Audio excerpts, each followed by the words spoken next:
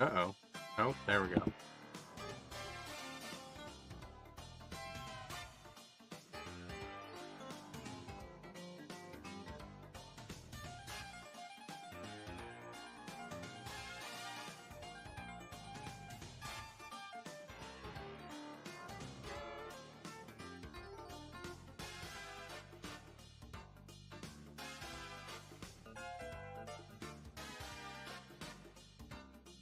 There we go.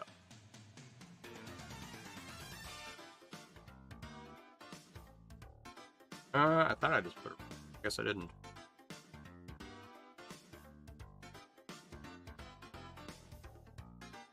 Okay, we are live. Always good when things work, right? So,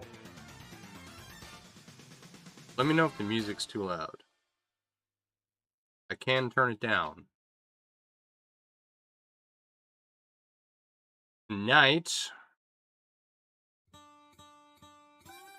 got a couple projects I want to work on. I mean, they're the same projects I've been working on. But for anyone new watching, we're currently working on what's called a jelly cube. And it's a cube that moves like Jello, right?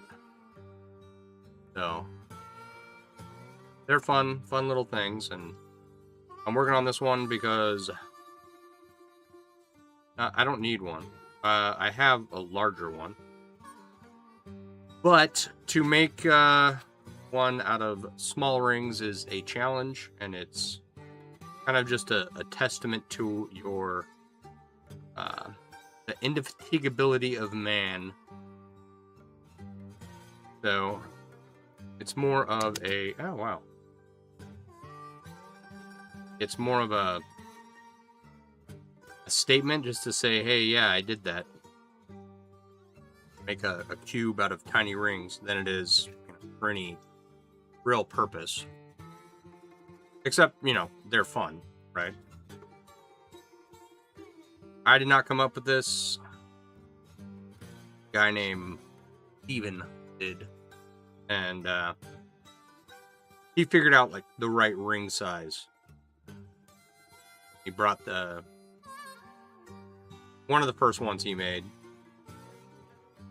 to a Chainmail event. I wasn't there. This is just a story as told. And everybody went nuts. So quickly, this ring size, 18 gauge, 1/8 of an inch, inner diameter, standard wire gauge, became all the rage. Now pretty much everyone carries it. So, and by everyone I mean all the chainmail ring manufacturers, of which there are several. Don't slide off. I'm terrified of these pliers. Krista, thank you for liking the live. So, these pliers, let me see if I can get a good... Let's zoom in here. Let me show you. I forget what the designated number is on these. All right. We're going to compare pliers side by side. So the ones in my right hand have a flat nose, and the ones in my left hand have a very pointy nose. That pointy nose is very sharp.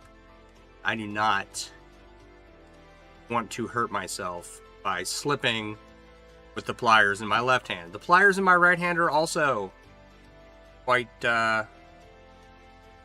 dangerous. But they're not as bad. Maybe zoom out just a little more.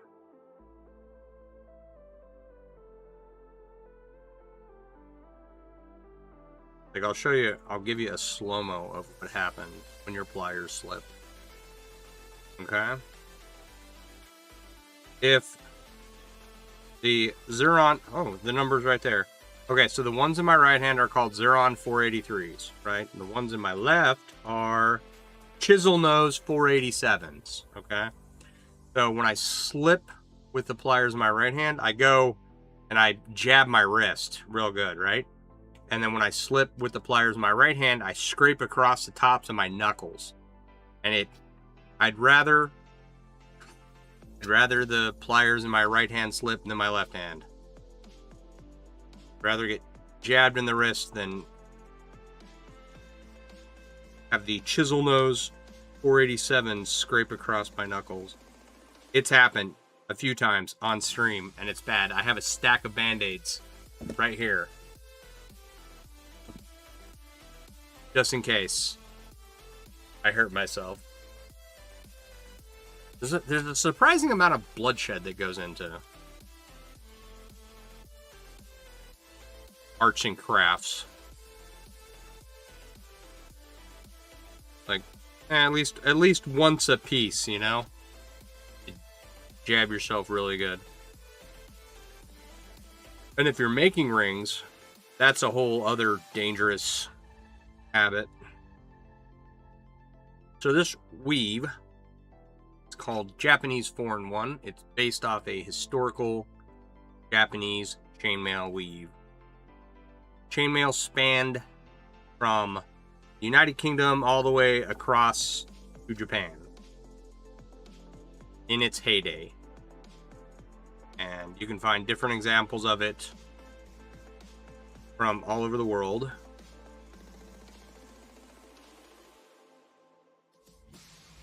So this is called Japanese 4-in-1. 4 rings go through each ring, and there's a different version called European 4-in-1. So the Japanese version is there are vertical rings and horizontal rings, right? Whereas the European 4-in-1 weave, the rings are at an angle. And that is the significant difference. So you can do different things with each of them. And anymore, with the advent of the internet, they're just the number of different chainmail weaves and ring sizes used, and it's astronomical now.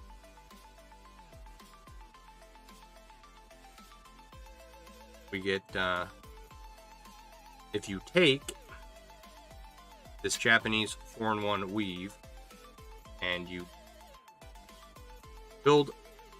if you start with a layer and then you build on top of that layer,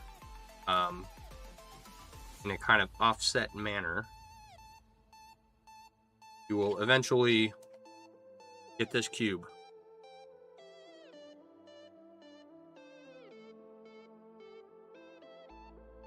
And cubes are the number of rings that go into them are exponential, right? So I think someone did the math the other day. Like a 5x5 cube was 750 rings, and then a 10x10 cube is like 6,000 rings or something. I don't remember the numbers, so don't quote me on that. But the larger you make it, the rings, the number of rings required to make it larger just continues to shoot through the roof. It's crazy. So I don't know, where am I at? 1, 2, 3, 4, 6, 7, 1, 3, 4, 5, 6. Yeah. So we're at 7 rows wide. There's a online calculator for figuring out how many rings are in a cube. But you can weigh 100 rings and then weigh a cube to kind of give you a real good idea. So that's my preferred method, because there are people who are much better at math than me who have figured out like how to calculate the rings and everything, and it's like 6n cubed plus 3n squared plus 9n or minus 9n or something,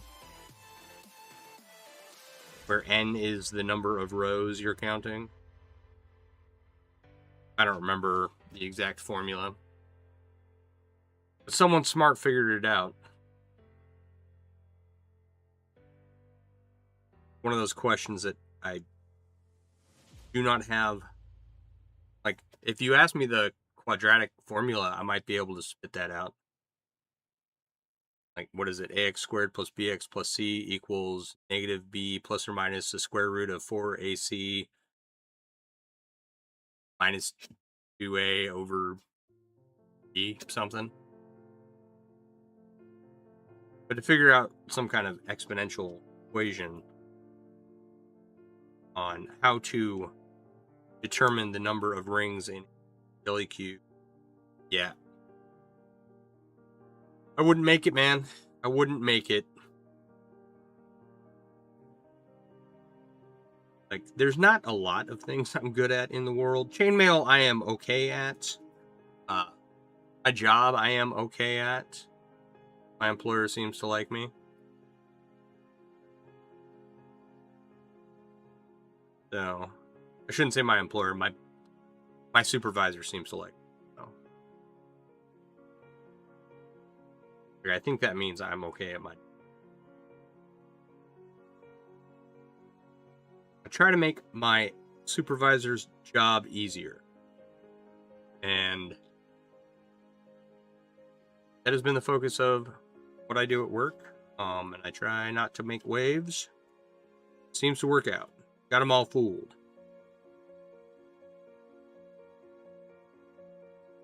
So, all right, tonight I will be working on this cube. I've got my little bead lizard that I want to work on at some point, and then the Pinecone sculpture that I'm adding layers to.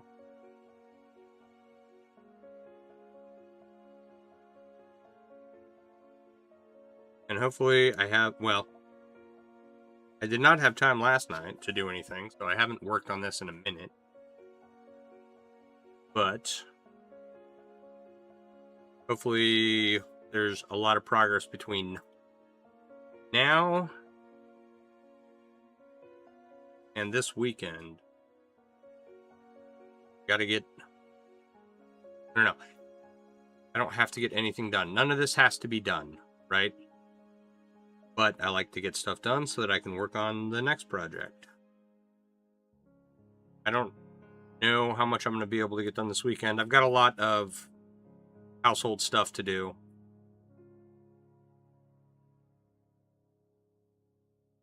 See how much energy I have at the end of the day, Friday and Saturday.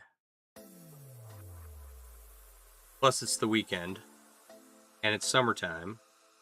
And as much as I like doing this, we only get good weather 3 months out of the year here in Wisconsin. So I got to take the opportunity to be outside when it arises. Right? So there's good riding weather right now. I should get the motorcycle out and go for a ride. So we'll see. We'll see how much housework I get done and how much energy I have at the end of the day. But to be able to get some stuff done like Saturday and Sunday morning. So progress will be made. I might not be streaming when I'm working on it. Let's see. All right. That might need to fix that.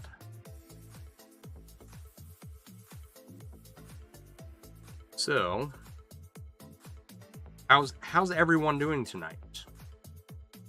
Thank you for stopping in. I have got one of those. I'm not on call this week, but the office just put out someone has to go. It's out of town for me. It's several towns away. Take care of a patient tomorrow night, and I think they're gonna beg, borrow, and plead to get me to do it. So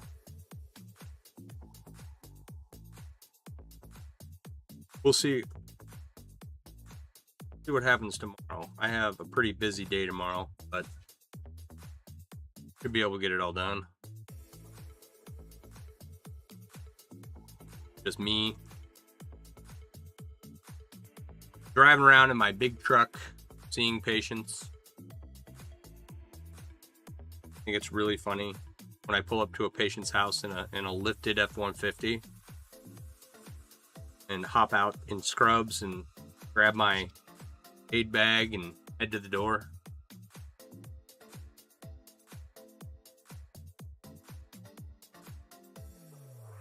I've thought about, well, I got really highly anxious about having to get a new vehicle, right?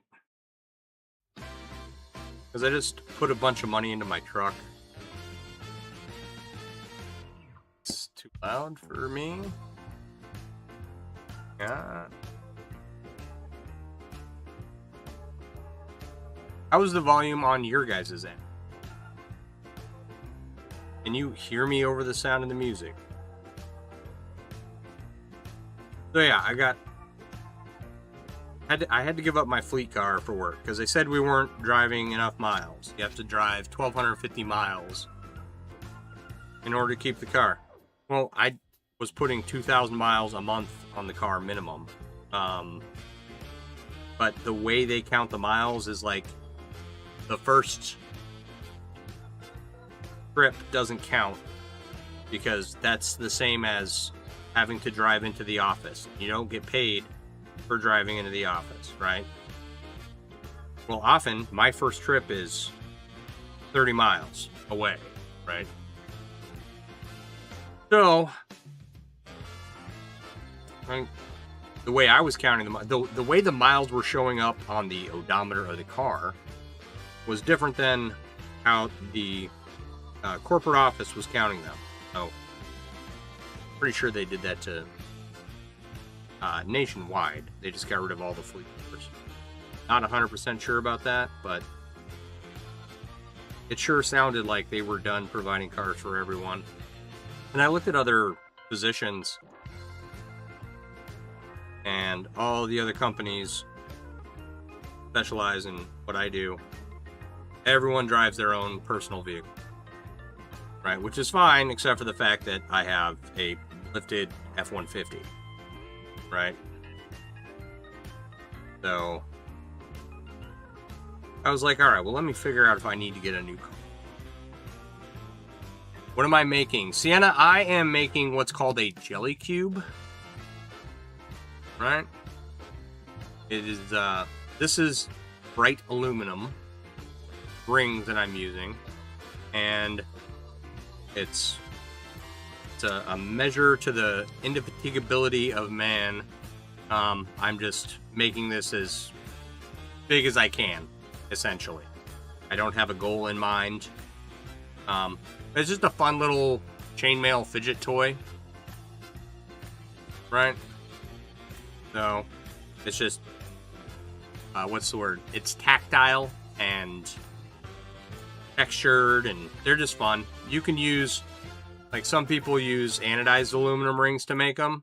I'm not that cool though, so, and these rings are the wrong size to make a cube with, otherwise I probably would have. I might add some anodized aluminum rings on the outside. We'll see what happens. But thank you for asking. I've got this project that I'm working on. I'm making a beaded lizard with these anodized aluminum rings, but I have to order some black because I'm going to run out of orange and green. And then I'm going to be working on this Pinecone sculpture. I've got more rings to add here, and I need 8 more. Gotta make double what I have. Thank you.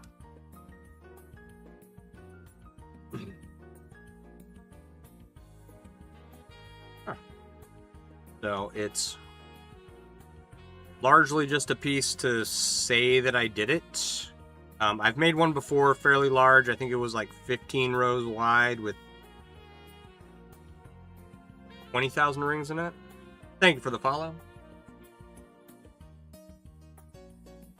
And I don't know. I will just keep adding to this until I get tired of putting money into it.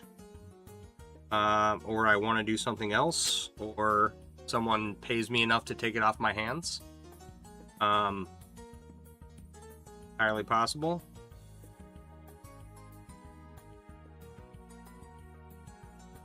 And or or I'll just keep adding to it.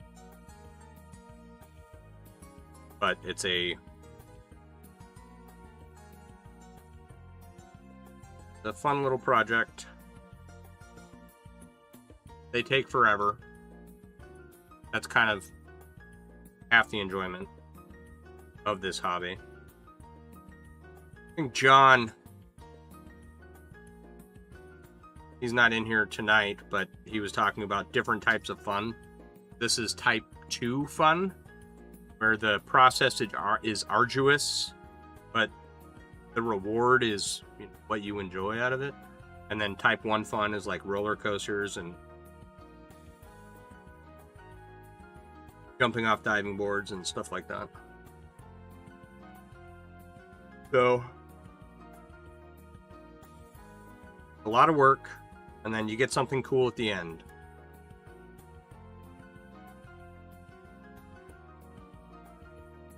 So how do I, for anyone on TikTok, how do we like the view of me being down at the bottom and then the work being done at the top? I changed that up before I started tonight. I think it gives more room for people to see what I'm working on. You don't necessarily need to see my face.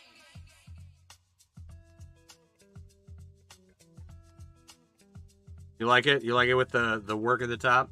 All right. I think it's a good move. We'll see.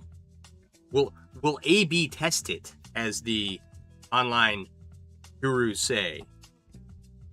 Actually, I think I'll probably just leave it like this. It makes more sense, just because comments and everything can like go over here, and people can also watch what I'm doing without getting the view blocked. As long as I keep it in frame. Hello, Renee. Thank you for the heart and the go popular. Popular. It's gonna be popular.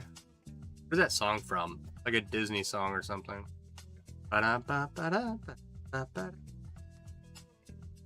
Is it Frozen? Or Tangled? Those are two Disney movies I have not seen a lot of. But I have seen them. And it might be neither of those movies. Could be very wrong.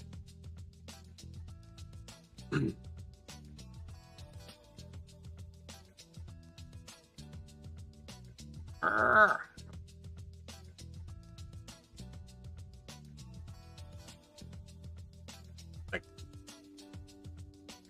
popular. You're gonna be popular. Now it's bothering me. I can't think of where it's from.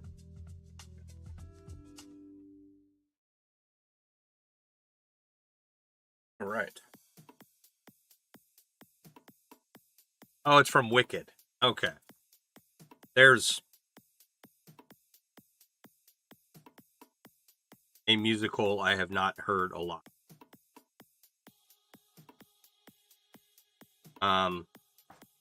Also one that I'm not wildly fond of.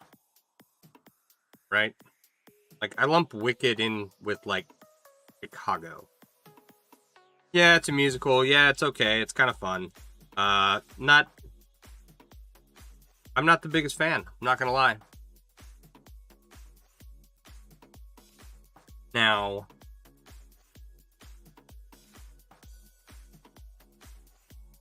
of course, as everybody knows and would agree, the greatest musical is, of course, The Sound of Music. I think that that goes without saying.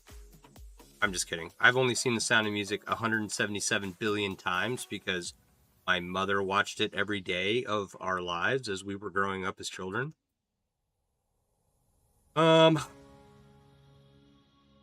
you for sharing the live. Much appreciated.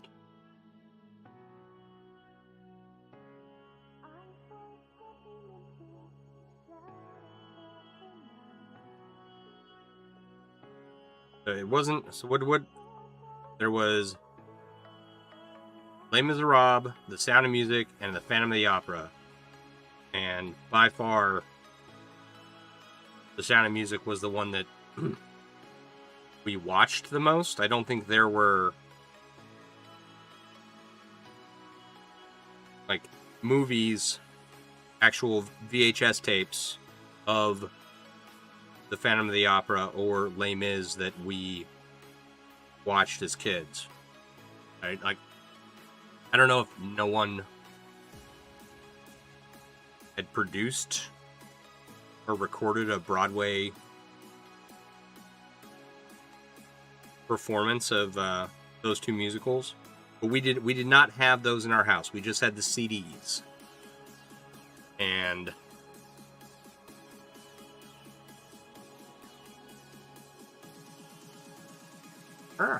they were very big in our household.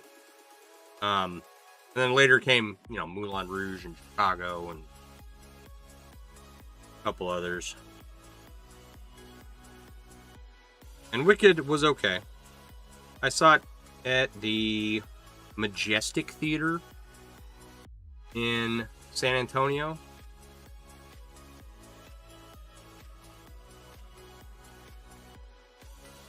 I saw the Phantom of the Opera there too. And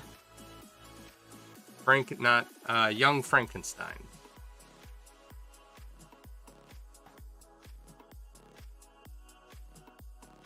They were all. It's always much more fun to go see a musical performance than to listen to it on CD at your house.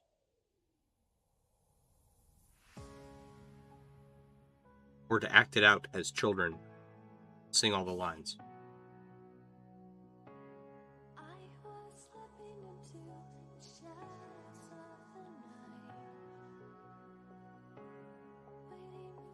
Okay. So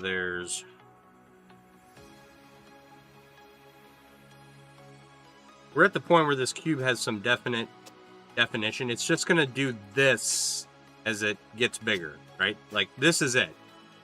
This will have the same physical characteristics and mobility as, it will when I add all of the rings I have here to it, right? So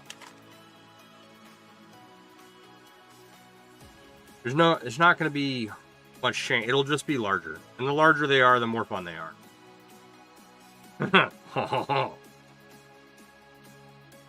Let me rephrase. The larger the jelly cube, the more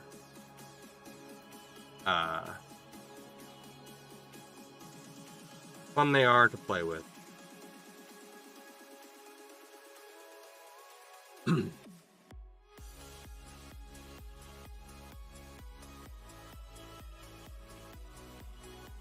Let's see here. Okay. What else we got here this weekend? Trying to think what's coming up. Not on call this weekend.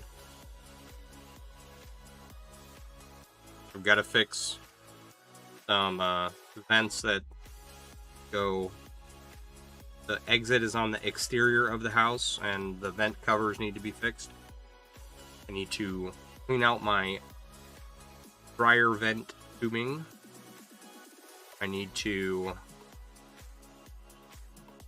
I need tomorrow to call the garage door repair people, because they told me that when I got the new garage door opener that there was an internal backup battery in the unit that I bought, and power went out the other day and there was no backup battery, so I gotta figure out what's up with that. I should actually check my owner's manual too, because it may just be like, oh, there's a cord you have to plug in and nobody told me, right? So I should check that first before I call them, so I don't look like a moron.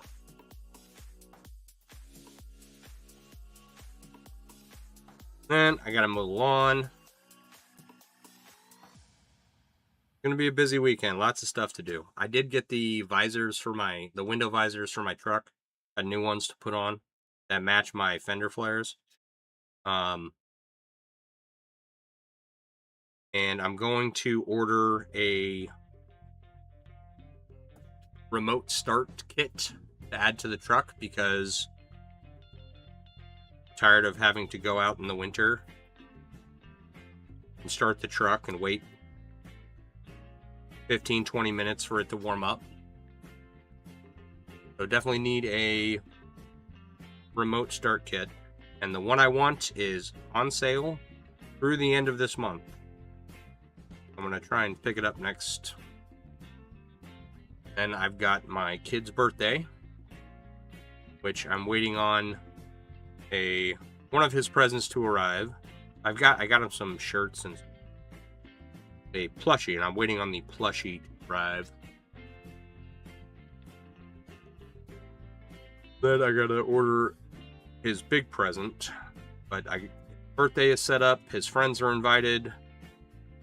Gotta grab some cake and then go from there.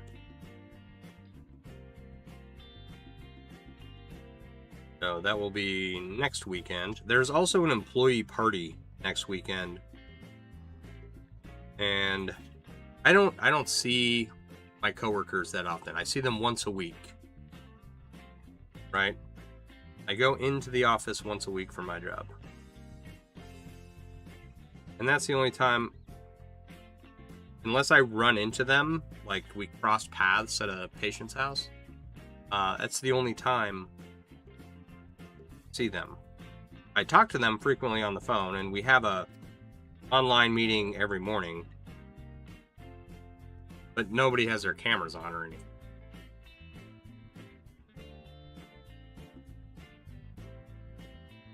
So they have the employee party, and then on Saturday, and I got a birthday on Sunday. So I don't know. It's not this weekend, it's next weekend. I don't know if I'm gonna go, because difficult to stay caught up on things and go out and do stuff.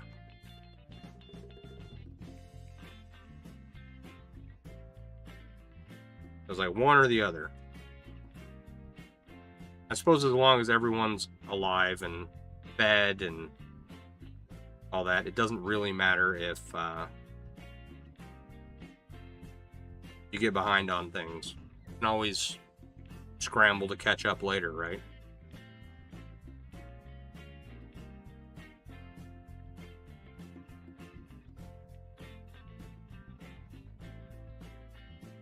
All right.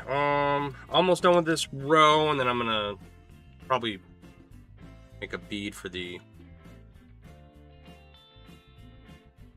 beaded chainmail lizard. Chainmail beaded lizard. We'll make some more. We'll make some more of these.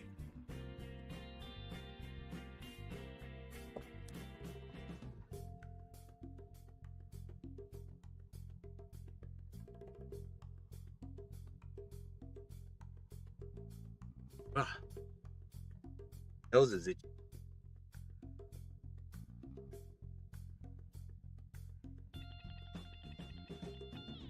So if we can get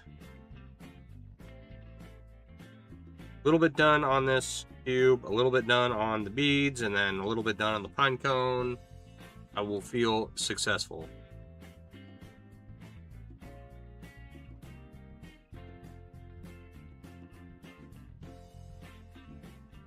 These projects take hours, right? I can weave about 100 rings an hour. Okay, one of these has about 256 rings in it. Who's the pine cone for? It's just not for anyone. It'll just decorate the basement.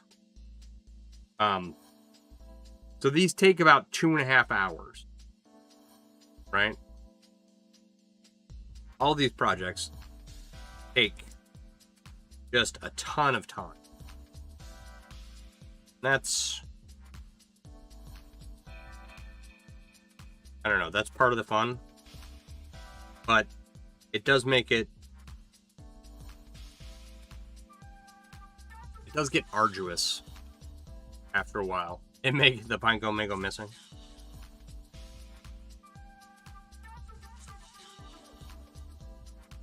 Luckily for me, I already have plans on making another Pinecone sculpture. Oh.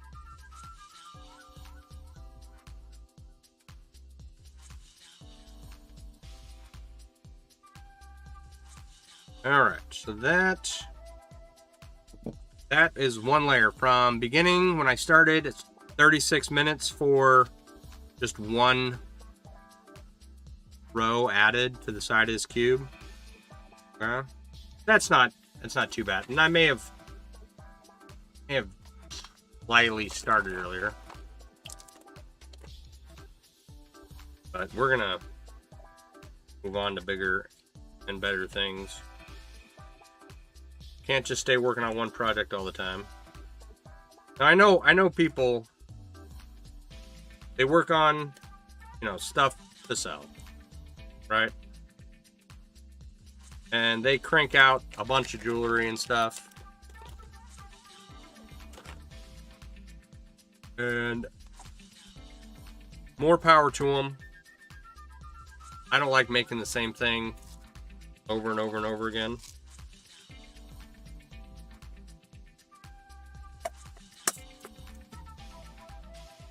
So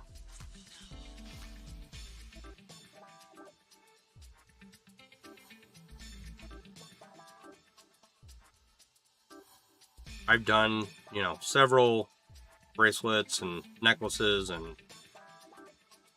I've made stuff for sale in the past, and it's, I don't know. I don't mind doing that stuff.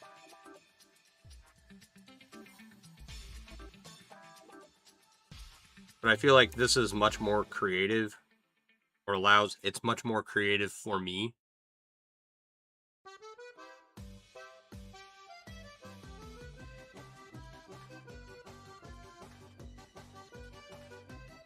Little too mind-numbing for me to make the same stuff over and over again. But that does limit, like, how many projects I can work on at a time, and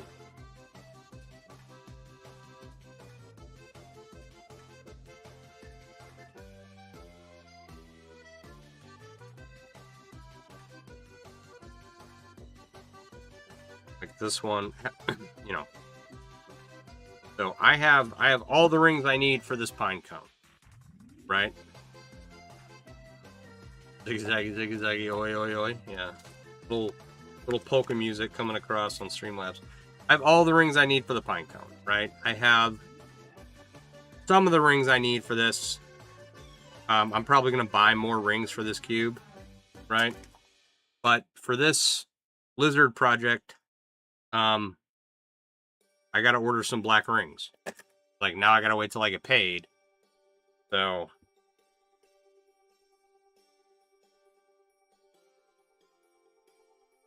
when I have to wait till I get paid, and I'm not going to see, like, I'm not going to sell any of these. I mean, if I get offered the right amount of money, maybe. But I don't plan on selling any of them. So it's just prioritizing my projects until they get done, you know? Like, there's stuff I want to make that I'm not working on it right now because I don't have the money. I'll get there eventually. In the meantime, I'm using really old rings. Actually, these aren't that old. I think they're within the last 2 years, which isn't bad for me, right? A lot of the rings I've recently worked with or finished up projects on were ancient, like having been bought over the last 30 years. No, I don't think I started no. I started ordering from the Ring Lord 21 years ago. So I had a lot of rings that were purchased over the last 2 decades. I've worked through most of them.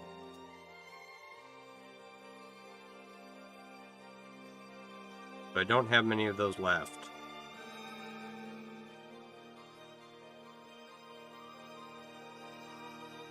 And these are, I think these are definitely bought within the last 2 years. These green and orange rings that put these up in.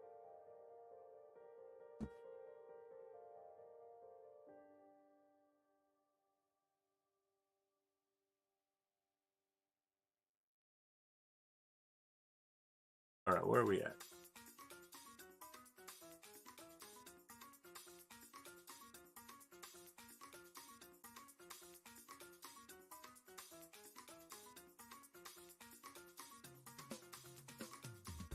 So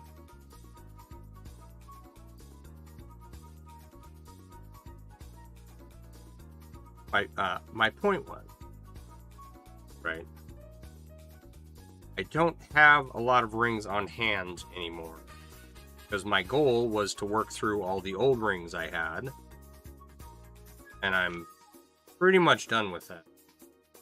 So now I have to really like prioritize going forward because each project has to be funded.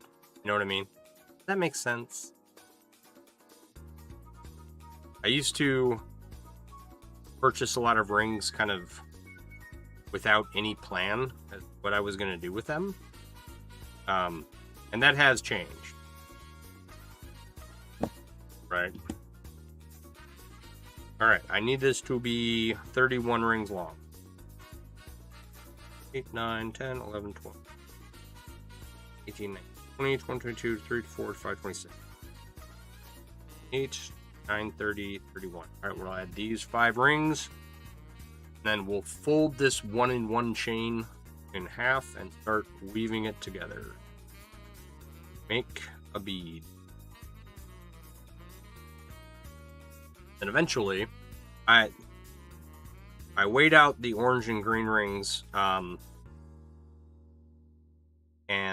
I should be able to make 28 green beads and 14 orange beads, right? So that means that I'm not going to have the 50 that I need, so I'm ordering some black rings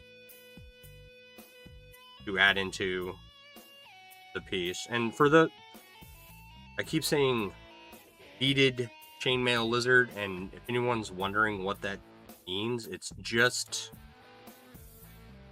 a growing up, everybody at one point in time, you know, went to summer camp or whatever, and they made these little keychain lizards out of beads. And so, okay, thank you.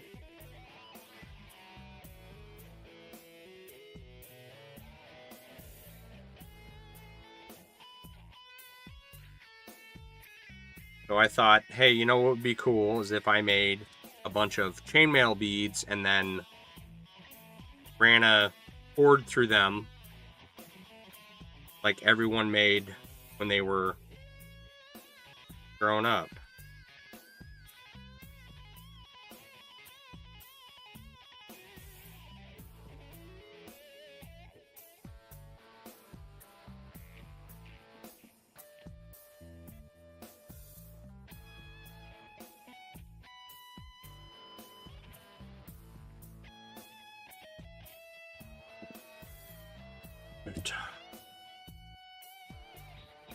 So anyway, I think it's a cool project. Another project I want to do is I want to take some strips of chainmail. I'll do 2 different colors, probably anodized aluminum, and there's this bracelet pattern, also a keychain pattern that I remember people making in school. Usually, I think it was mostly girls. And I will take a strip of chainmail and just weave one of these big bracelet things out of it and turn it into a giant ring. That's my goal. So I think it'll be cool. It'll be a cool sculpture. It should be a decent sized project once it's done. But that's another project that's like, I gotta buy anodized aluminum rings. It's going to be expensive. Gotta save my pennies and really just be sure I know exactly what I'm doing. Because big projects like that are a great way to waste a lot of money. You know, if you order the wrong ring size and start working on it, get so far along into your project and then realize that it's not going to work. So I've done that countless times. I don't recommend it.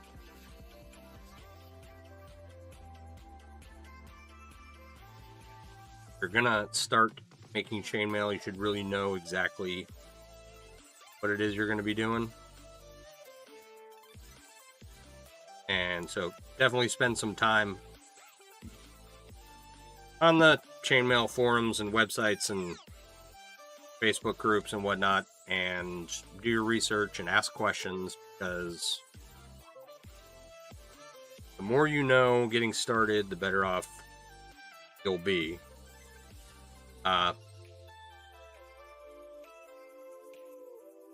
Because not only is it expensive, and you don't want to waste rings, but when you work on a project and it doesn't work out, it's very frustrating. And so you can really burn yourself out pretty easily. I know, I've done it a bunch. Like, you do a bunch of work and it doesn't work out, and you just throw your pliers to the ground and you don't pick them back up for months at a time. Right? Most recently, that's not been my problem. My problem has been I have not had time. I've been very busy. And I haven't been able to prioritize making it or finishing projects that I have laying on.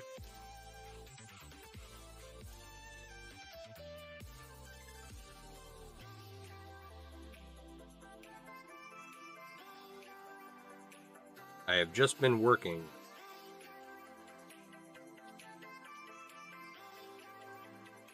Now it's like, okay, I'm gonna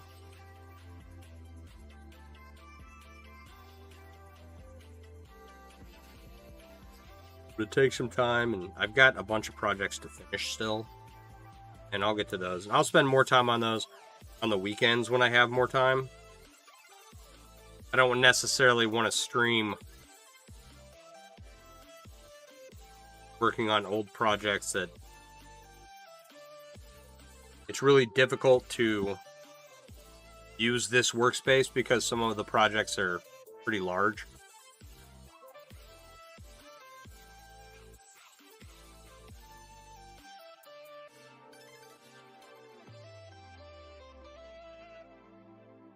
So I've got a table behind me. Then some of the stuff gets done in the garage, and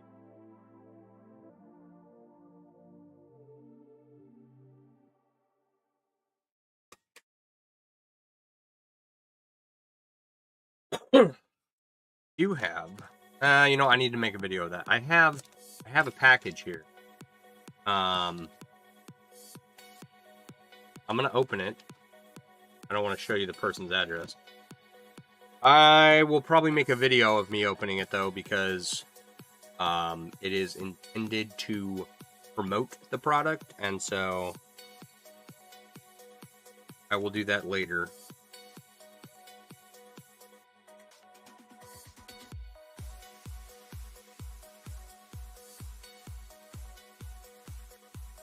Alright, let me see if I can connect these here.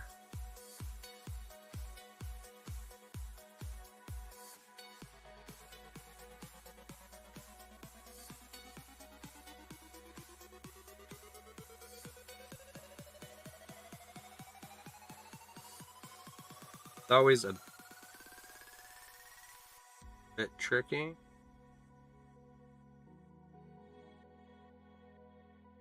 Kind of have to.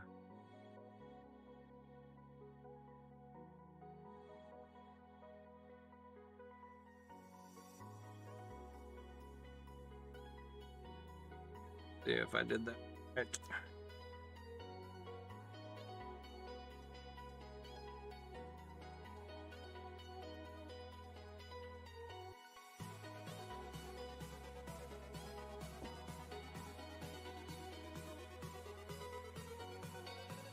Connecting, so, okay.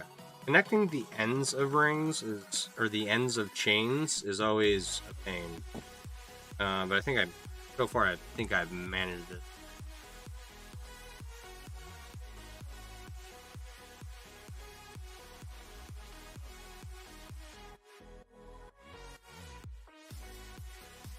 Correctly.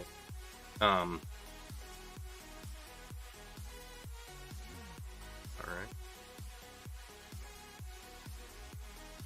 There we go.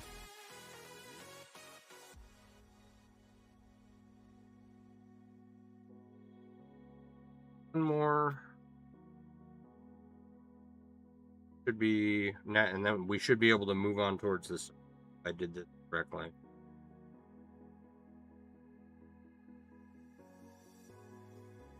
I think that was it. Looked correct. There we go. You want to zoom in here real quick.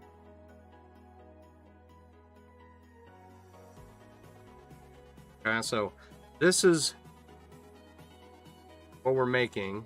My right hand, the orange bead, and we're gonna put it together with the green beads here, and we'll run a cord through everything and make it look like that keychain lizard that everyone made in middle school, right? So now we got to add the rings to the side of this one, and then we'll be done with that one. So each of these beads takes 80 rings.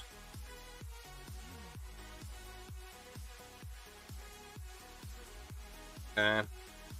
So, no, I should zoom back out.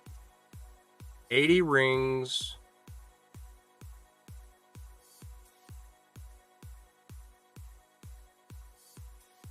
Times 50 beads is 4,000 rings, right? Now, for contrast, the Pinecone sculpture, when this is all done, there will be 11,312 rings. 11,264 of them will be the small stainless rings. Right? Does that make sense? When I'm done with that one. I have no idea how many rings will end up in the cube. I'm sure it'll be a lot.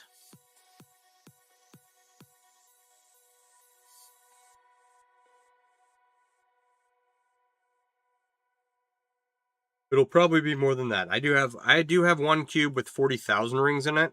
And it weighs like 40 pounds and it's enormous. And it sits on a display in my basement.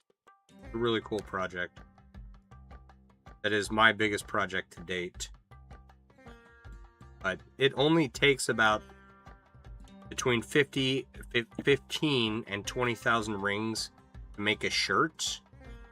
So, like, I could have multiple chainmail. Well, I have multiple chainmail shirts at this point, but I could have more, is what I'm saying. There's a project I should work on. Making a chainmail shirt. I have a coif. I have several shirts. I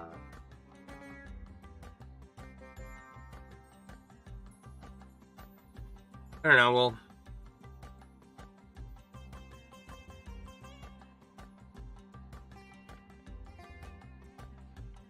We'll make another shirt one. I need to. I have enough rings to adjust the shirts I have now to make them a little larger, because I'm a little larger myself.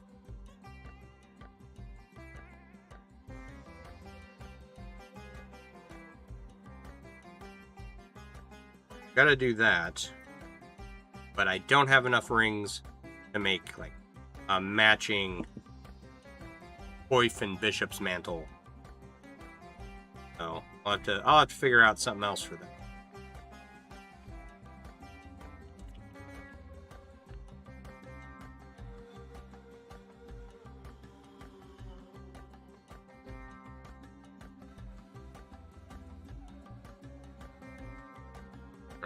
I made a video last night, this morning.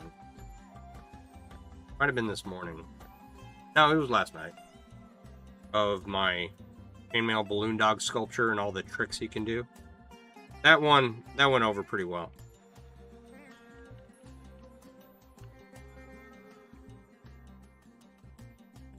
There you go. These rings I'm adding to the side of this bead, the orange ones aren't as bad as the green rings, right? The green rings they get very tight. It gets very difficult. The orange rings are not as bad.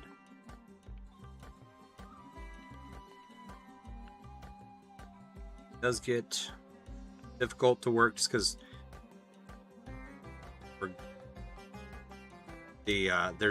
there's no room, right?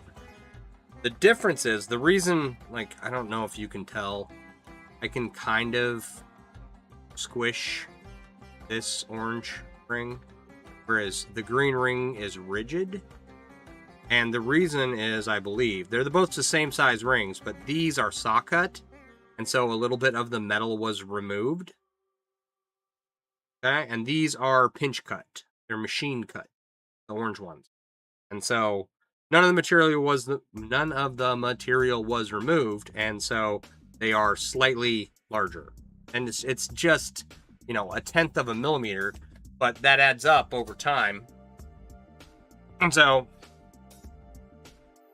it makes it just enough to be slightly less rigid than the green bead, which, it's fine. This was just it was just something to make, right? I didn't have anything that required I didn't have anything pressing that it was like, okay, I gotta spend money to make this. And so I had these rings on hand and I was like, what can I do with it? Let me try and make this little bead lizard thing. And I think it's going to turn out pretty cool. The beads are wider than I wanted them.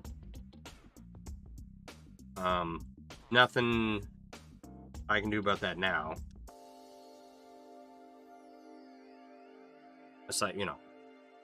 Aside from completely change course.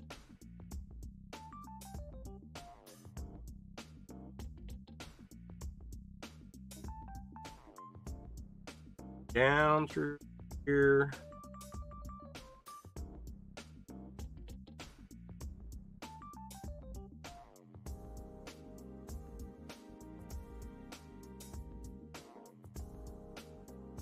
Backwards. Then there we go. That worked.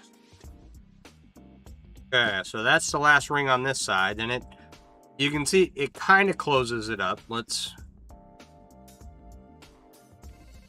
So this side is still pretty open. These edge rings kind of close that side up a little. But it's like I mentioned, it's not as rigid as the green rings. It would have been nice if everything worked out perfectly, but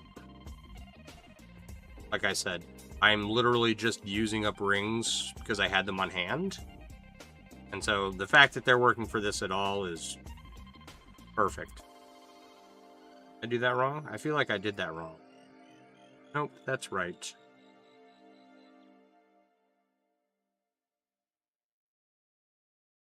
So here we've gotten to the point where We've only been at this for an hour.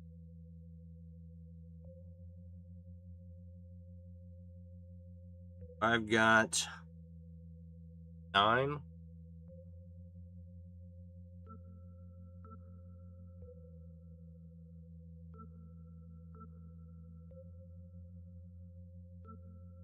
I don't have to go to bed until...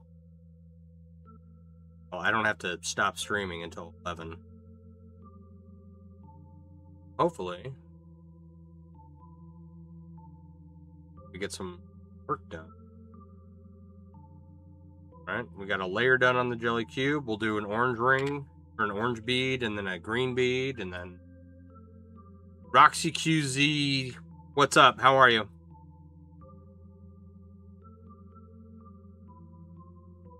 Talking about how much time I have to work tonight and how much work I'm getting done.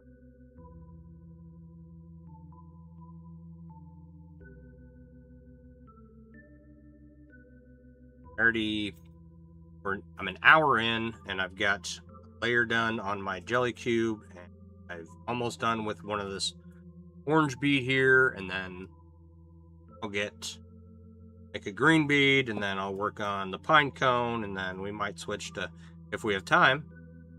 I don't think we'll have time. One of the rings for the pine cone sculpture takes 2.5 hours, so we'll get started on one of those.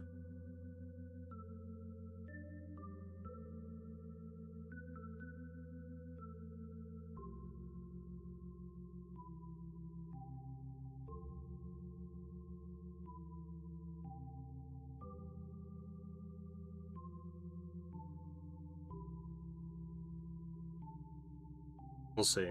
I like the rings for the pine cone sculpture. I like getting these done because I only need 8 more. So every time I finish one, I'm like, oh, I should keep going, but I'm out of time.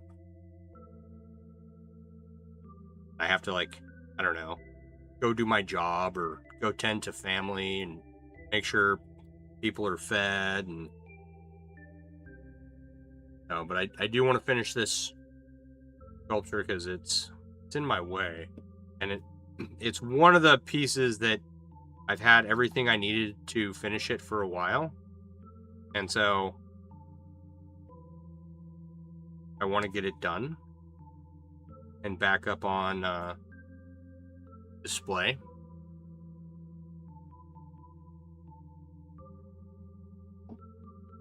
So that I can have more space on my desk.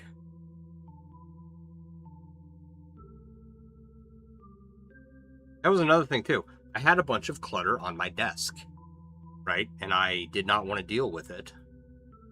And so I just let stuff sit for months, right? Not a big fan of coming down and working for 5 minutes and then going off and doing something else. I'm a big fan of coming down here, working for hours, and not getting anything else done.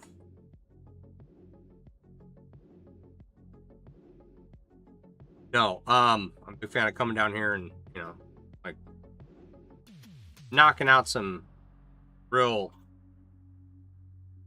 work, you know. I can do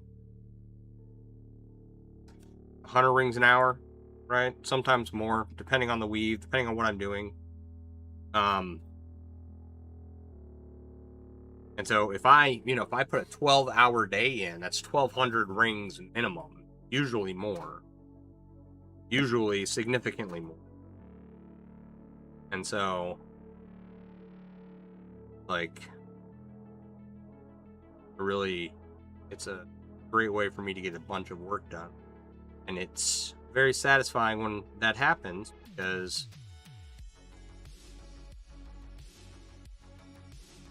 it's not that the project takes less time, because they all take however long they're going to take, right?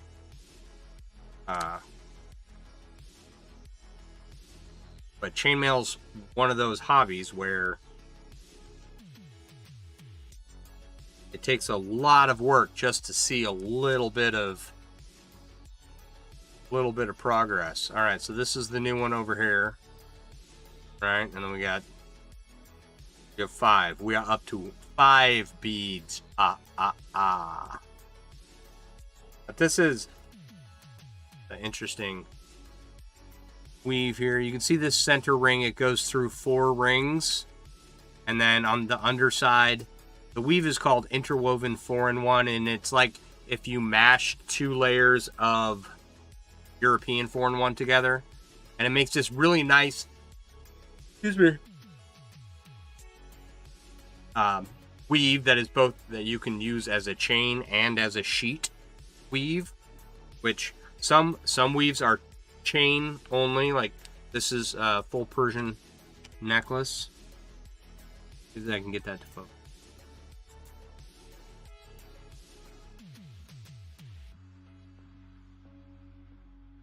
Come on, my head out of the way. All right, so this is called full Persian, right? This is a chain weave, right? And most weaves are either chain or sheet, right? Like this is also interwoven 4-in-1, and it's as a sheet, right? So European 4-in-1 is a sheet weave. Does that make sense? So some weaves are chain weaves, some weaves are sheet weaves, and some weaves are both, right? So I could have just made this 2 rows wide of interwoven 4-in-1, but to try and tighten up the ends, I used what's called, it's a half Persian 8/6 something, and it kind of brought the ends together on the orange beads, and it really brought the ends together on the green bead. So it made really nice rigid weave for this bead.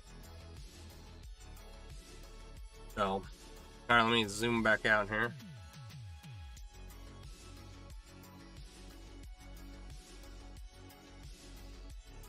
All right, we're gonna make a green bead now, and then we'll have 6, and then we'll only have 44 left to make.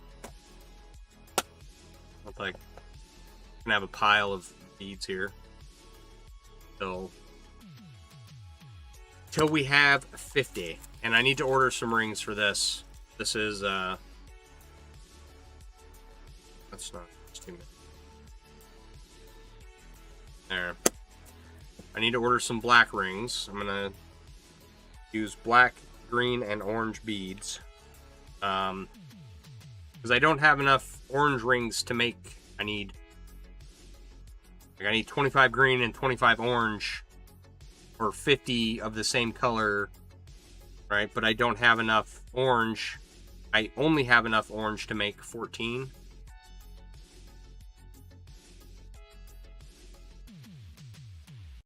To make 14 beads, and I theoretically have enough green to make 28. So we'll see. I'm gonna order some black rings, and we'll make as many black rings as we need to finish the project. Now I know what you're thinking. Why don't you just order more orange or more green? And it's because the green rings. Or I'm sorry, it's because I ordered these rings quite a while ago. And so any ring color I order moving forward is going to be from a different anodization batch. And it's not going to match. I'm trying to color match rings, trying to color match anodized rings is very difficult. So I try to order as many anodized rings as I need for a project, and then after that, I'm not gonna.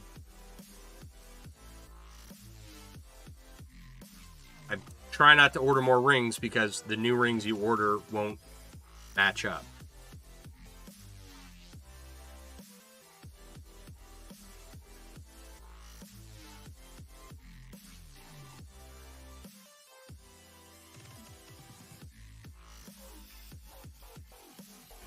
And I don't know. I don't know what the quality control issue is with that, but it's always been that way. From, as far as I understand it, from every manufacturer of chainmail rings. Now, I haven't ordered rings from every chainmail manufacturer, but rumor on the street is that they all have that consistency problem. Now, ring manufacturing and chainmail making are two different skills. And so I can make chainmail, I can make rings, and I'd be able to make a much better ring than what I started with initially. Because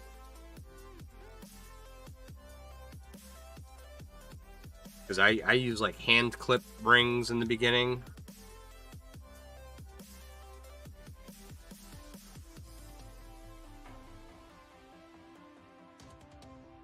And they were ugly.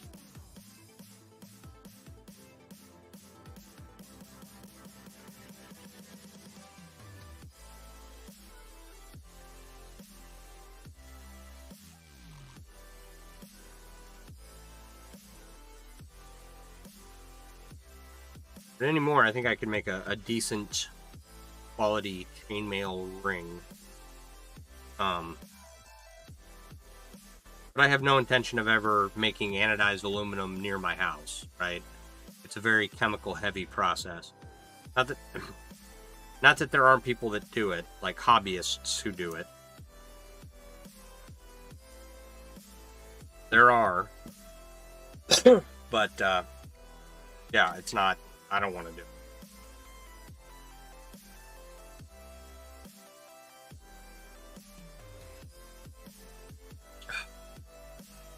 I wonder, do I have... No, I don't think I do. I was going to say, I wonder if I have some, like, regular bright aluminum 18-gauge quarter-inch rings that would match. And then I could have, like, silver, orange, and green instead of black, orange, and green. Which, I don't know if that would look as cool. Because I've got orange and green and blue and gold. And so, like, I'll make the orange and green together, I'll do the blue and gold together, and then we'll add black as time goes on to both of those. But if I had some silver, it would go okay with orange and green. It probably wouldn't go great with the blue and gold. I don't know. Paragon the Frog, how are you? What are you up to tonight?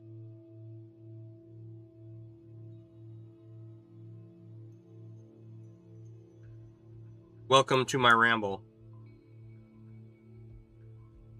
As we just chilling before bed, right on.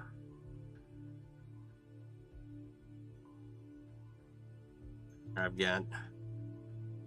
don't have to be in bed until 11:30 my time. Do I know of the blur? No, I don't. What is the blurple curse? Should I ask? One of those things that, like,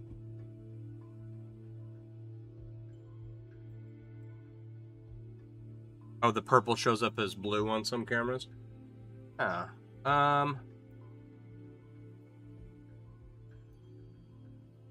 am aware that occurs.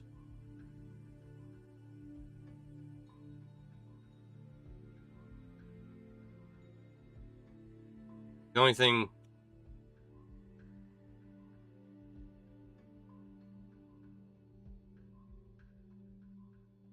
guess my light has some blue purple stuff in it. I don't know. I do know that the orange and green on this camera is much more accurate on the camera than it is on my phone. Like, my phone interprets it as super bright. Interesting grip of the pliers. You have not seen reverse grip pliers. I've always done the reverse grip in my left hand. I I don't know how people do it the other way. But everyone finds a way, and everyone finds a set of pliers they prefer. All right, 1, 2, 3, 4, 7, 8, 9, 10, 11, 19, 20, 22, 25, 7, 8, 29, 30, 31. That should be what we need. If they're on bent nose pliers to get your grip, yeah. Oh, okay. So you make chainmail as well. Right on. What kind of chainmail items do you like to make?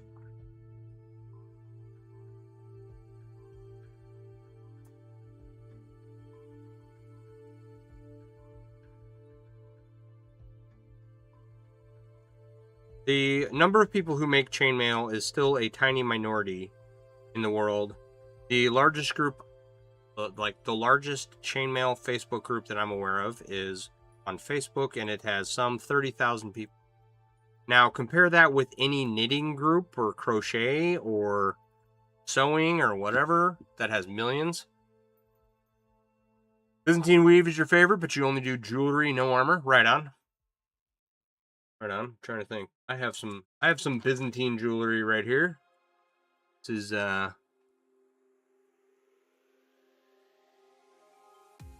zoom in. For anyone watching, zoom.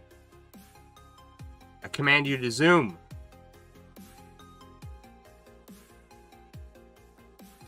How farther you can go? Okay. For anyone watching, you've probably seen this weave. It's kind of mass produced, and there's a lot of weaves that look like it. But this is a very...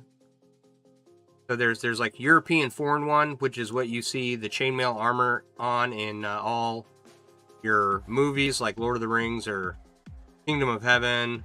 You know, any European medieval era movie, you'll see European foreign one. And in some movies, like I believe there's an example in Braveheart, where they have some Byzantine chainmail in there, some strands of Byzantine. But it is a weave with a historical background to it. So there are many areas of the world where this weave popped up. Right around the same time they were figuring out like your standard European foreign one chainmail, right? Now I'm using... have you done the candy cane yet? Been trying to learn that one. So you have two colors spiraling into each other. It's hard to do with one color. I've never done it with two colors. And I'm aware of. Yeah, no. I've never done it with two colors. I've done it with one. Oh, this should be 31 rings, right? Double check here. 1, 2, 3, 4.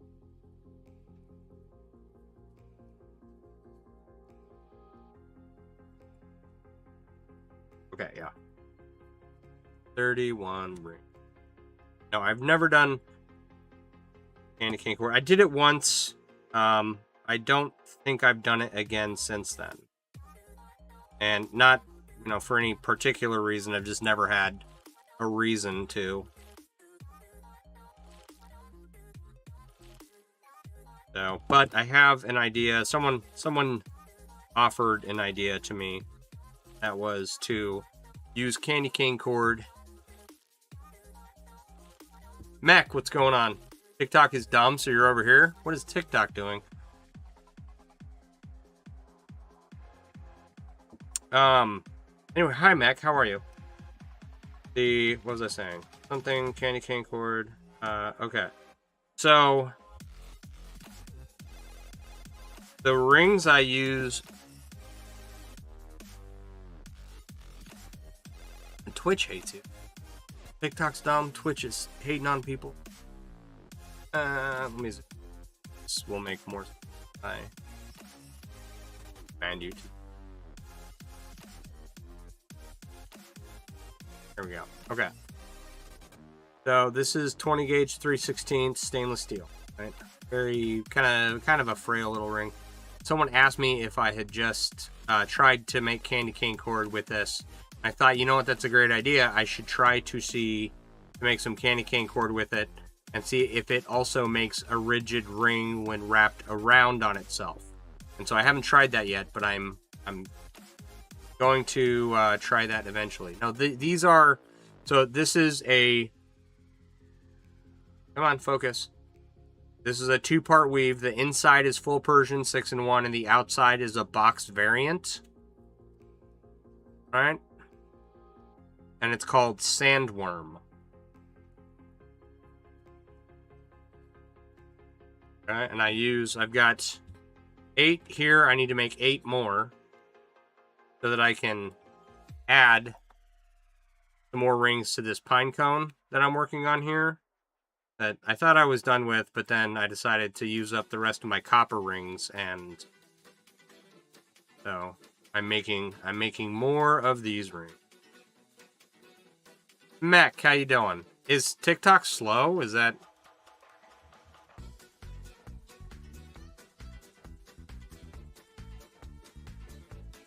Mech, I'm just getting your comments.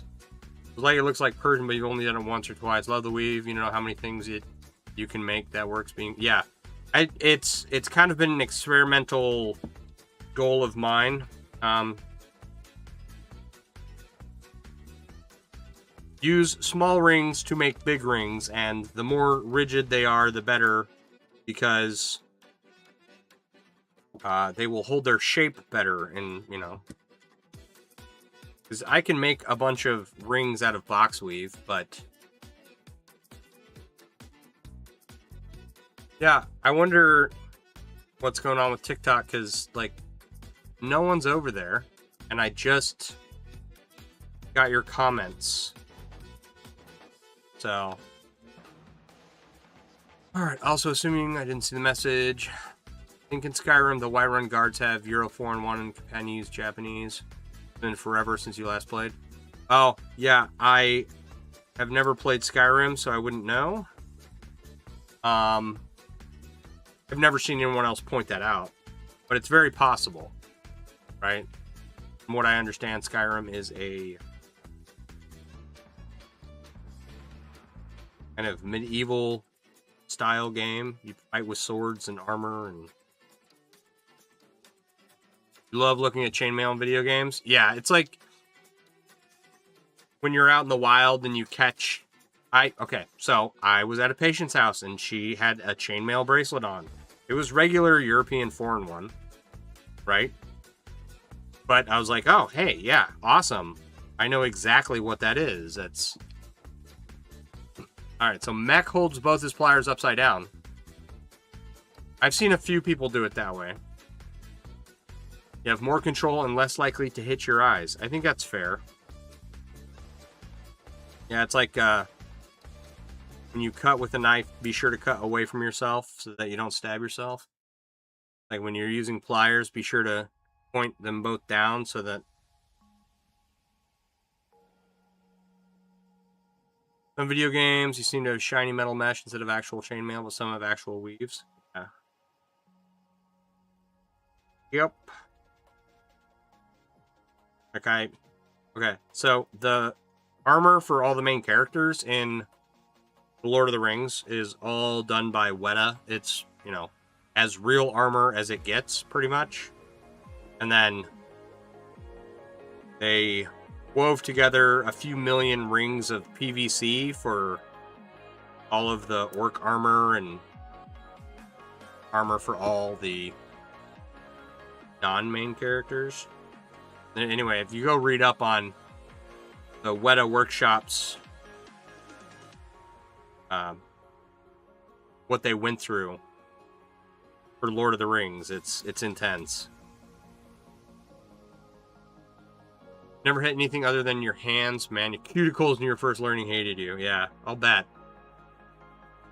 When making your wife's Byzantine bracelet, you used 14-gauge quarter-inch stainless. You slipped and touched my eyelashes, so you took a break. Oh my gosh, I'll bet.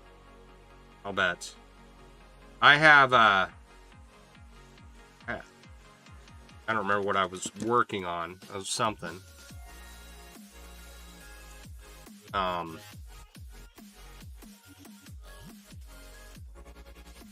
don't know. It was a weird angle, right? And I was working on like this, and then I stabbed myself right in the sternum. Weta, W-E-T-A. Weta Workshop. I believe it's from New Zealand.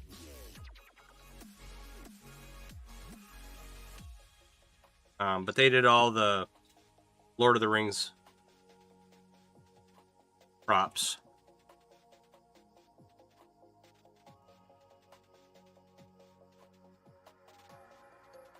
Them and like United Cutlery.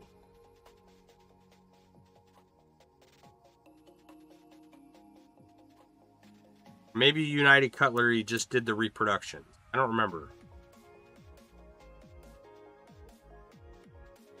But I did not, like, I was kind of vaguely aware that there were reproductions of the movie props. Then one day I saw someone's Lord of the Rings weapons and armor prop collection, and it's the most complete collection of anything I've ever seen in my life, and it was amazing. And then I got super jealous.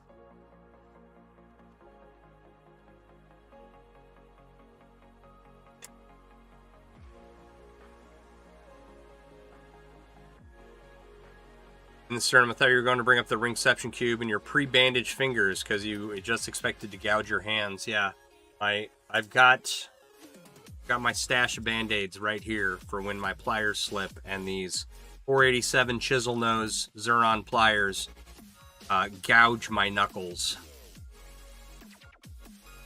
for whatever project Do I also shout blood for the blood god? I don't shout it, but it is often said.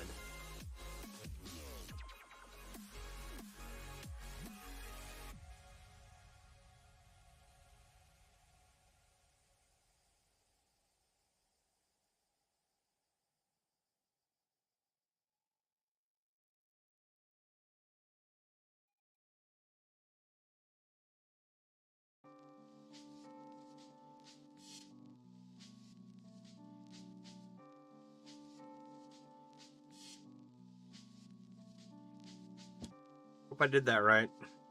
Hope I did that.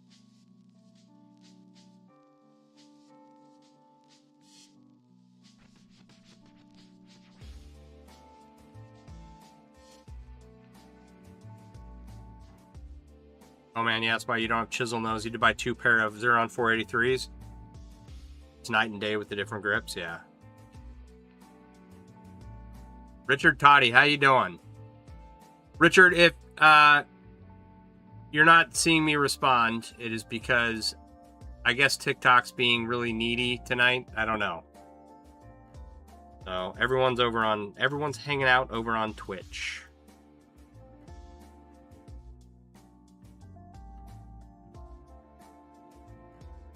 I don't think I did that right.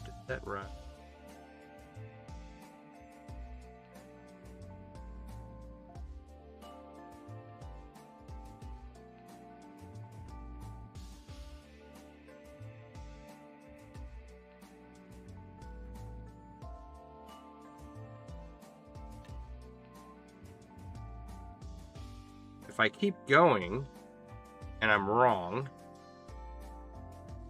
I have to take it all apart. Something about this doesn't feel right. Yeah, Richard is very close to completing a coif you have been working on. Very cool.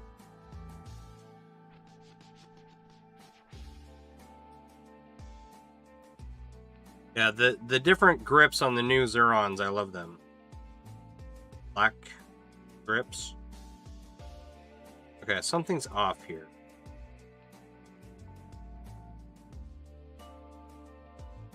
Or I'm just...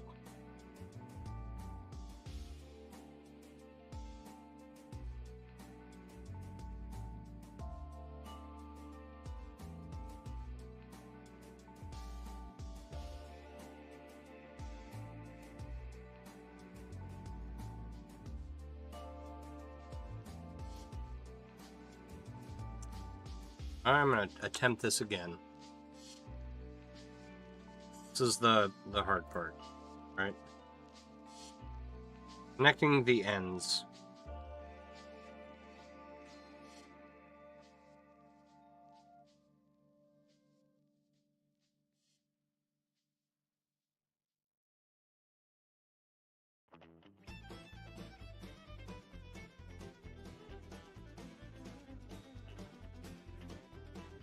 Thought that was what I had last time. Apparently not. Sorry. It's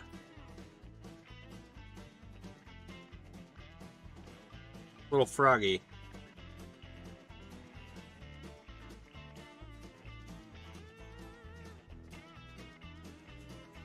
Actually,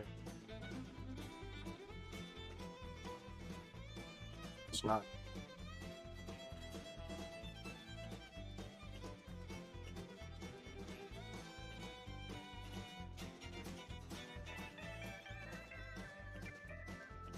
That's not right.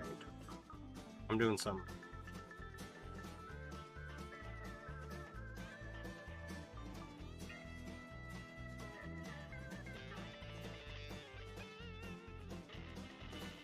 $15. Okay, that's the correct number of problem. What's the problem?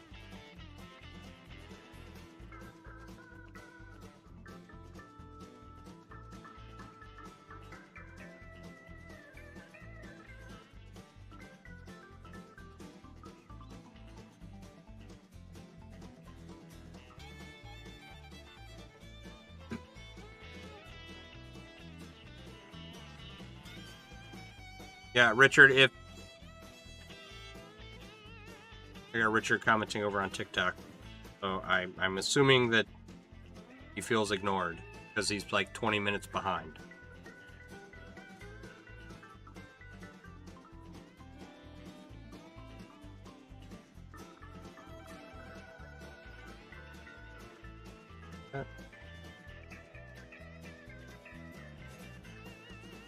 Why was the orange so much easier?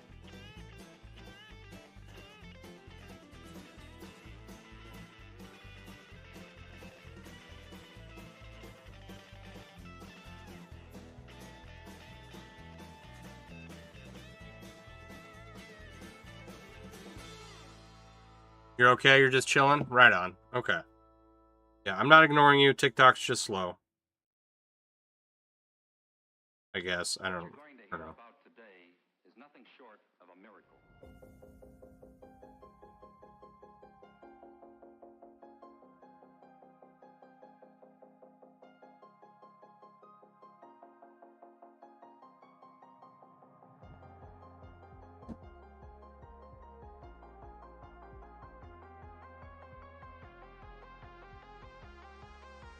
Okay, that's correct. Now, there's a ring on the inside of this. I'm gonna have to weave this next ring in upside down and back. It's gonna be fun because there's not a lot of room with the green ring. Is that correct? Okay.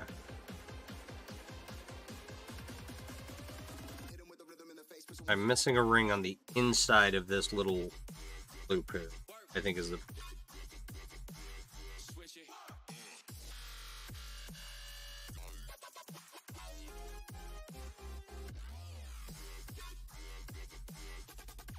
And you can't see nothing, of course.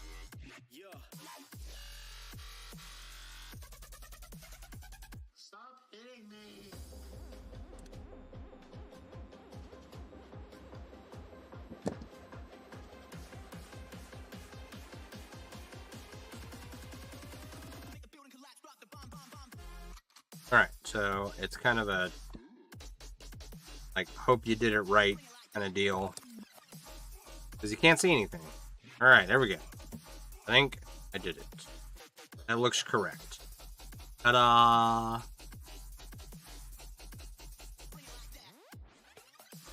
Oh, because the orange rings are just slightly bigger? Yes, but also,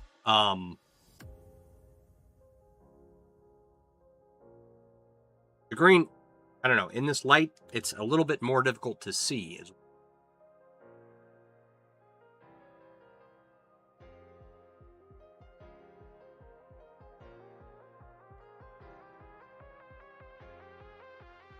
I don't know what it is. Is it my age that I can't see anymore? I know that's been a problem. And innovation. Could be that. And now it's available for everyone.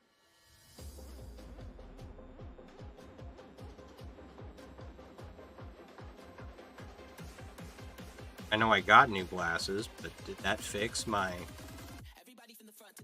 Didn't fix my ability to see in the dark. I done.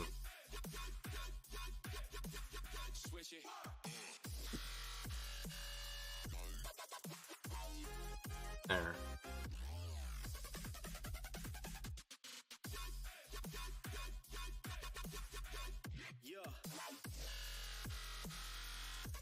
Yeah, I don't know. It's just slightly more difficult to see, I think, just because it's green. And it's just harder to tell where the weave is going, but who knows?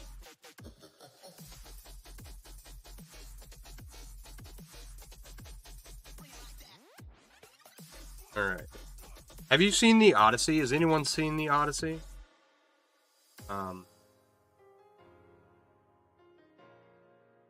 haven't seen a movie in quite some time.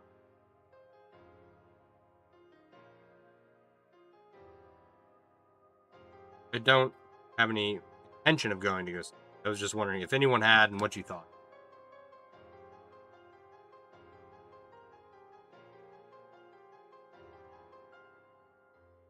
I know there's a new Spider-Man movie coming out, I guess. Yeah, no worries. I'm just going blind is all. I'm not trying to think the last movie I saw was the new Super Mario movie.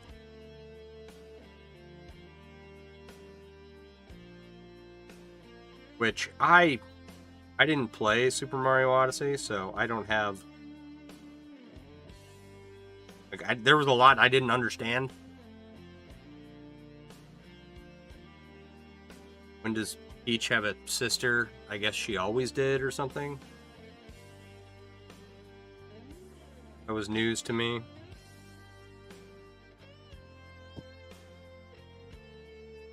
But my kid had played Super Mario Odyssey, and so he thought it was great. Which is all I care about, right? Your optometrist said that it's because one of your eyes is deteriorating slightly faster than the other. Oh well. Oh, you've noticed that the vision of one of your eyes has a green hue and the other has a red hue. Oh, great.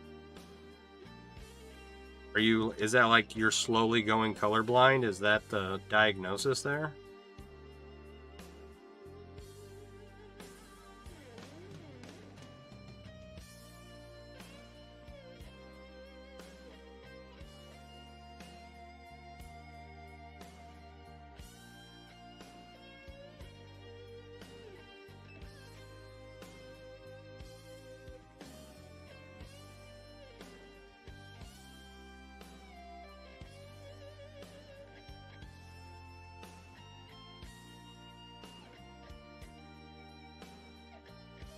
You didn't explain it more than that? Yeah.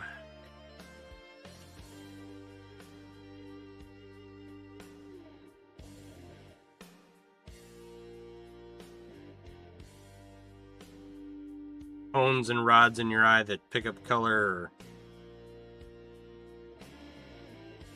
That's weird that they're varying slightly. Something like 60 items in your TikTok shop. Now including your wife's beadwork. Right on. Very cool. I don't have anything in a TikTok shop. I looked at it. It's the...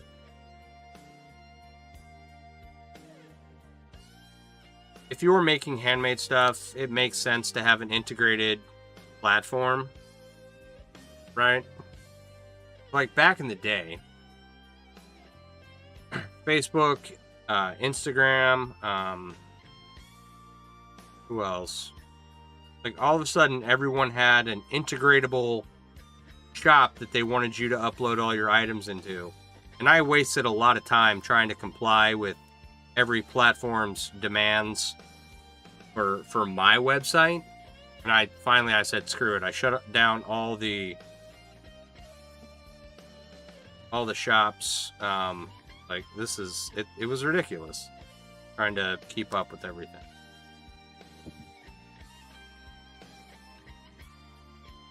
So, she said it's normal, but not for your age. Yeah. Vision's one of those things that I don't want to lose my vision, but you haven't set up a website. I mean, if you have a shop on your platform, whatever platform you like to use, I wouldn't bother trying to do anything other than that. It's a time suck, and you spend a lot of time trying to comply with different platforms, and it can get quite absurd. All right, there is a mistake in here. I can feel it. Right? There's one portion of this that's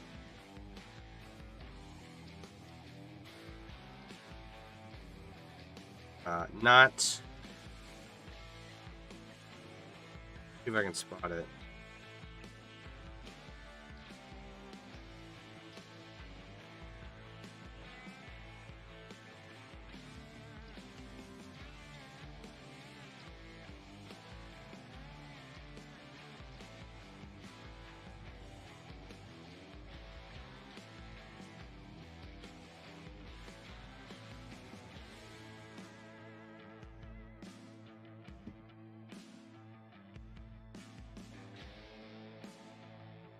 Okay, so yeah, Facebook and Instagram wanted integrated platforms for people to upload their stuff onto, so that you could run like ads native to Facebook and people wouldn't leave Facebook, right? TikTok's the same way. They want your shop on TikTok so that people don't leave TikTok. Uh-oh, wow. That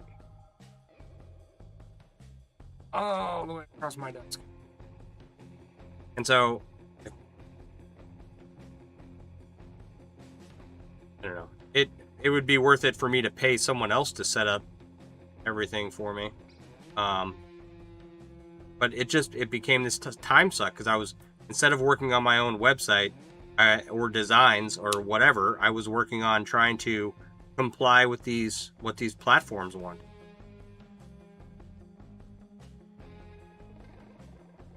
And I quit doing it.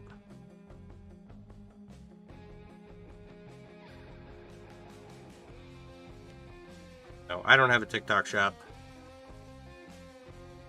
or a shop anywhere else. Just my website. And I barely even touch that anymore. So I would like to get back into doing more. Maybe one day. See. But right now I'm just trying to work on the projects I have down here and get stuff done. You know?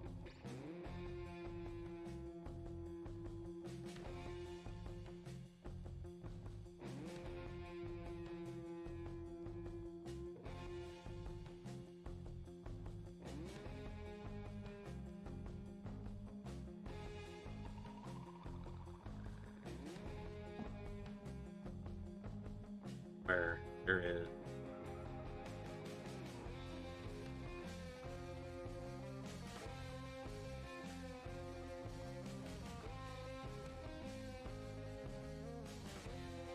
I don't know if I screwed up a ring somewhere. I can't tell where it's at.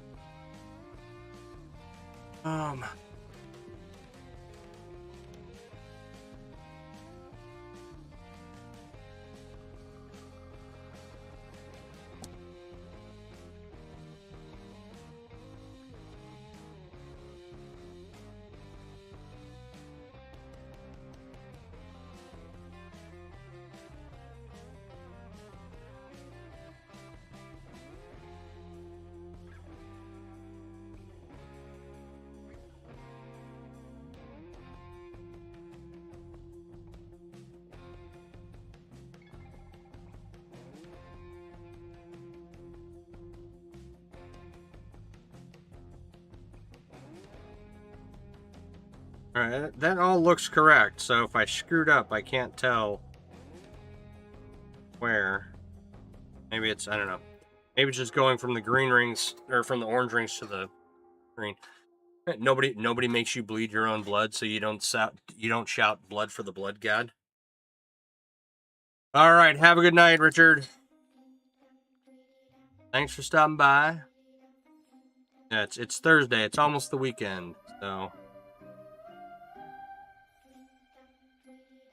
one more day. Got an admission tomorrow, so tomorrow's gonna be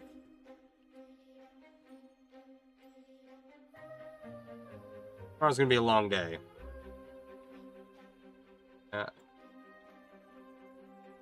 Dodgeball's a great movie. It was in the heyday of great comedies, right? In like 2009, they all just ended. There hasn't been a movie I thought that was as funny as Wedding Crashers come out.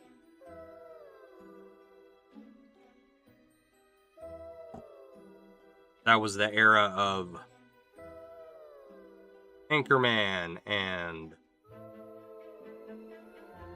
the Super Troopers.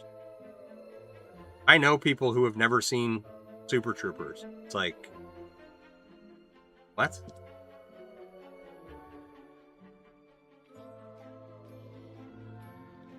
You know, it's a really what's it called?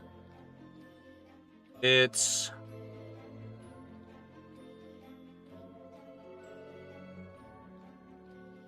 Alan Tudyk and another guy, and it's a comedy horror movie.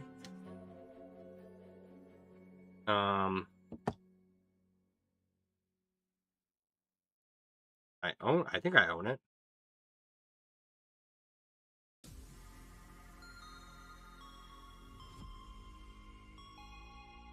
I had heard that they were releasing a third Super Troopers. I'm excited. Several of their movies have been really good. There was one that was terrible, but like Beer Fest was good. Super Troopers was good. I didn't care for Super Troopers 2 as much. No. Alan Tudyk and another guy, I forget his name.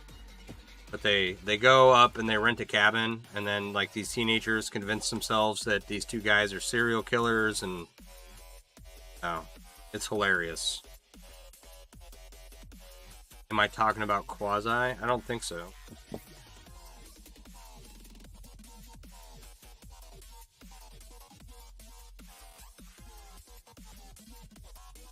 I'd have to look it up, but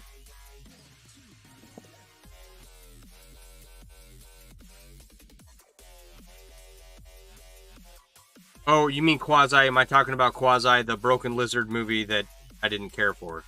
Maybe. I don't even remember the name of it. It's a medieval movie by them? No, I don't think I've seen that one then.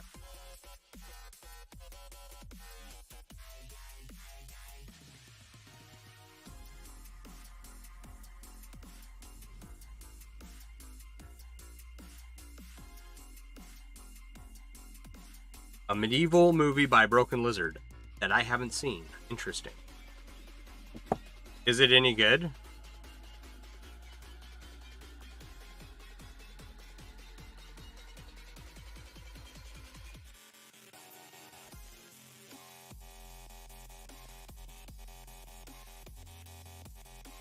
You really liked it? Huh.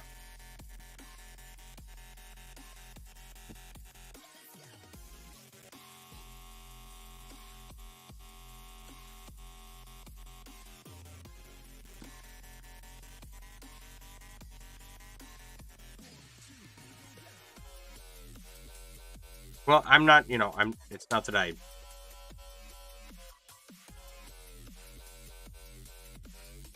don't have anything against Broken Lizard.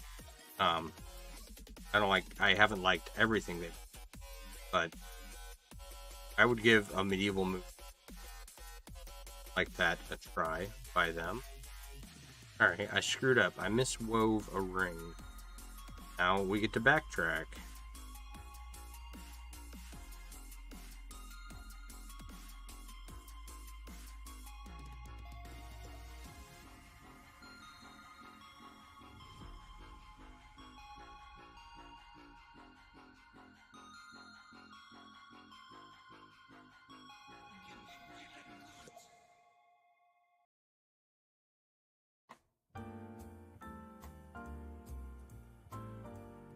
Oh, come on, there we go.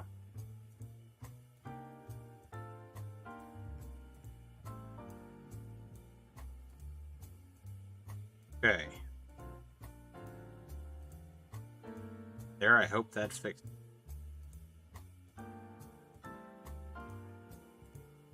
Missed one ring. It screwed up the whole look. I'm glad I caught it, because had I kept going, it would have been glaringly obvious that there was a mistake.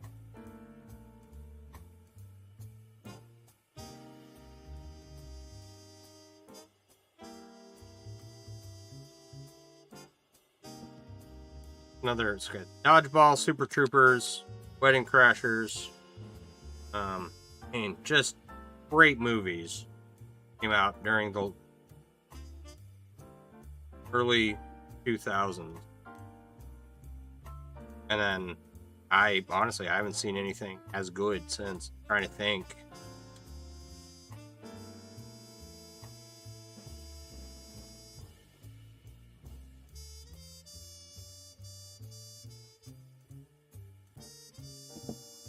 You know what? There's a movie.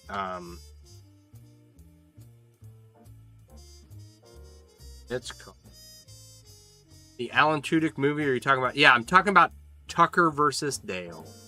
Yeah, Tucker and Dale versus Evil. That's it. That's a hilarious movie. If you like kind of slapstick comedy horror movie.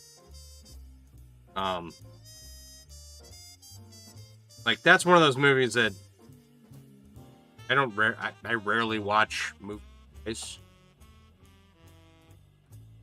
Unless it's Braveheart or The Lord of the Rings. There's Boondock Saints. There's a few I watch repeatedly.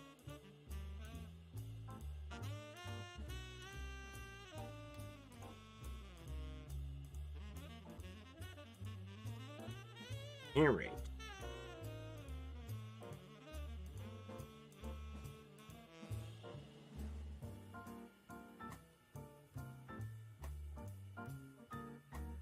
Gotta be backward. No. Opening up ring. Alan Tudyk should be like one of everyone's favorite actors.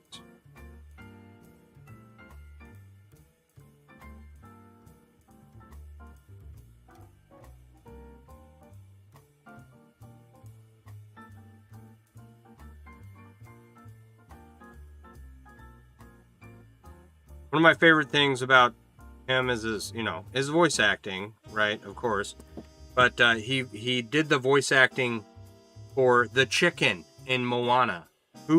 Why do you need a voice actor for a chicken? What is going on here?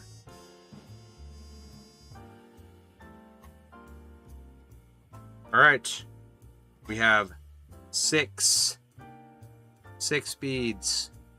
Only 44 more to go. Is Resident Alien a TV show? I have not watched it, but I think I know what you're talking about. Like, has to go get a job, and he's a doctor, but he's also an alien. Yeah, okay. I think I've seen previews for it. It's pretty good. If it's got Alan Tudyk in it, it's got to be pretty, right? Alright, let's work on one of these rings here. That feels like 256 rings, right?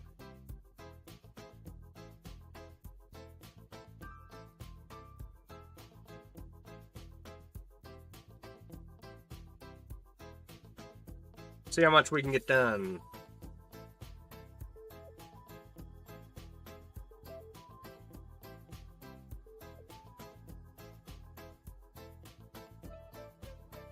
Tucker and Dale versus Evil. I've definitely watched that a few times. Calls a kid a dickhead constantly. Nice.